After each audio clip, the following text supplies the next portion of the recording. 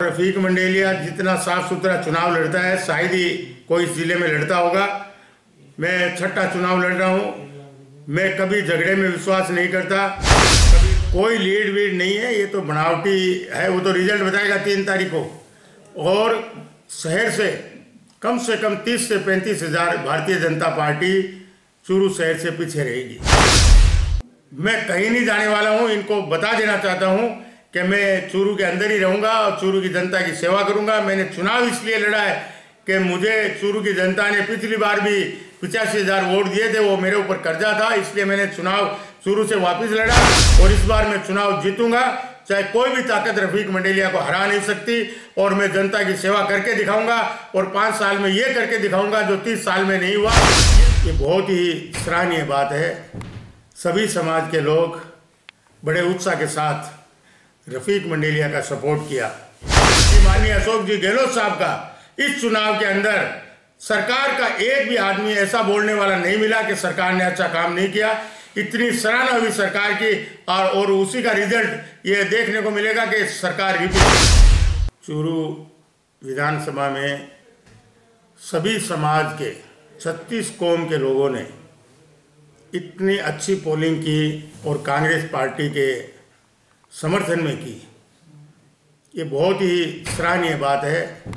सभी समाज के लोग बड़े उत्साह के साथ रफीक मंडेलिया का सपोर्ट किया और रफीक मंडेलिया को जिताने की भरपूर कोशिश की है और कांग्रेस पार्टी चूरू विधानसभा से जीत के विधानसभा जाएगी, इसमें कोई दो राय नहीं है। 3 तारीख को रिजल्ट आएगा, आपको देखने को मिलेगा।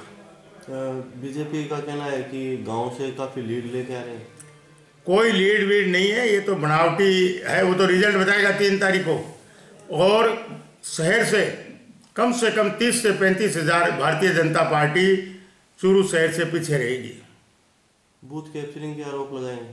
कोई बूथ कैप्चर नहीं हुआ है, जो सदा होती है हर चुनाव के अंदर, वैसी आज वोटिंग हुई है।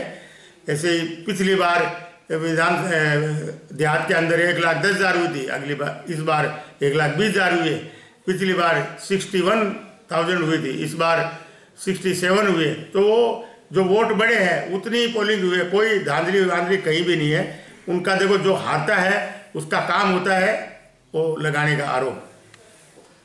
उनका ये भी कहना है कि जो अल्पसंख्यक वार्डों में गए तो उनके साथ मारपीट की गई, पत्थरबाजी की गई।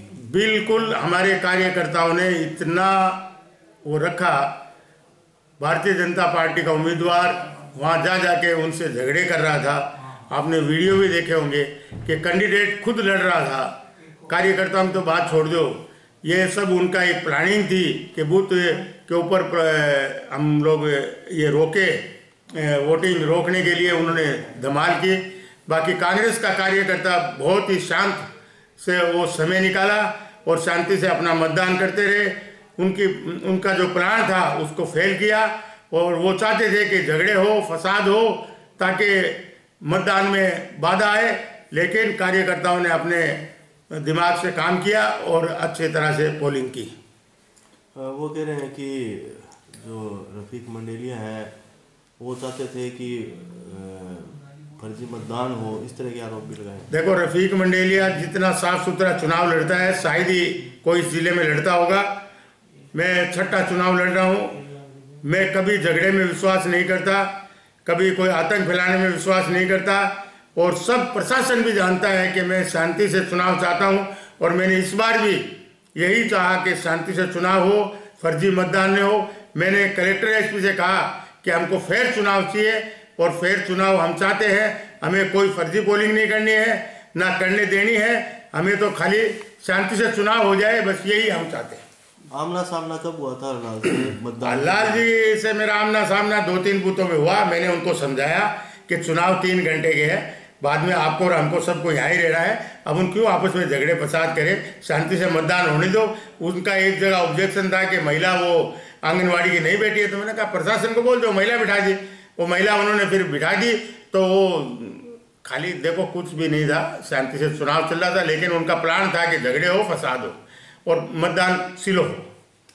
भाजपा के जो प्रत्याशी हैं वो ये अपने भाषणों में भी कहते थे और उन्होंने एक साक्षात्कार में भी कहा है कि मंडेलिया जी 3 तारीख को चुनाव हारने के बाद में बम्बई चले जाएंगे। नहीं, हारूंगा तो मैं या हरलाल, वो तो 3 तारीख को पता चलेगा।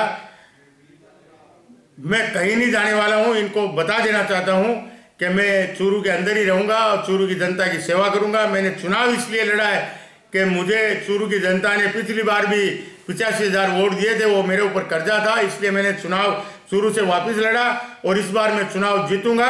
चाहे कोई भी ताकत रफीक मंडेलिया को हरा नहीं सकती और मैं जनता की सेवा करके दिखाऊंगा और 5 साल में ये करके दिखाऊंगा जो 30 साल में नहीं हुआ, ये मैं करके दिखाऊंगा। जीतने के बाद में आपकी प्राथमिकताएं क्या रहेंगी? देखो, मेरी प्राथमिकताएं, मैंने चूरू के अंदर कहा है कि हमारी सरकार बनी तो नहर का पानी चूरू के अंदर लाएंगे, इंजीनियरिंग कॉलेज लाएंगे, हमारे युवाओं के लिए उद्योग लाएंगे और भी बहुत काम है। चूरू शहर को सुधारना है, चूरू शहर को हमें चंडीगढ़ जैसा बनाना है, ये मेरी प्राथमिकता है। और चूरू के अंदर शांति रहे, गुंडागर्दी खत्म हो और मैं विधायक बना तो गुंडागर्दी को खत्म करके रहूंगा। सीधे तौर पर हरलाल जी ने कहा है कि उनके द्वारा मेरे साथ पथराव किया गया, मारपीट की गई और करने की कोशिश की गई। कुछ नहीं किया। हरलाल जी वहाँ गए, जाके उन्होंने टेबल वेबल को लात मारी तो थोड़े बच्चे लोग को अच्छा नहीं लगा और उन्होंने खुद ही अपनी गाड़ियों के शीशे तोड़ लिए और कार्यकर्ता के नाम लगा दिया। कोई कांग्रेसी कार्यकर्ता नहीं चाहता था कि कोई भी बूथ पे झगड़ा हो, लेकिन हरलाल सारण खुद जा जाके झगड़े कर रहा था। इससे बुरी बात कुछ नहीं हो सकती। जिले में आप क्या मानते हैं, कितनी सीटों पे कांग्रेस विजयी? जिले में हम तो मान रहे हैं कि 6 की 6 सीटें जीतेंगे और कांग्रेस पार्टी यहाँ जिले के अंदर बहुत आगे रहेगी। प्रदेश की अगर बात करें तो प्रदेश में आप क्या मानते हैं? प्रदेश में कांग्रेस पार्टी की सरकार बनेगी, कोई नहीं रोक सकता। सरकार कांग्रेस की बनेगी। और सबसे बड़ी बात रही कि माननीय अशोक जी गहलोत साहब का इस चुनाव के अंदर सरकार का एक भी आदमी ऐसा बोलने वाला नहीं मिला कि सरकार ने अच्छा काम नहीं किया।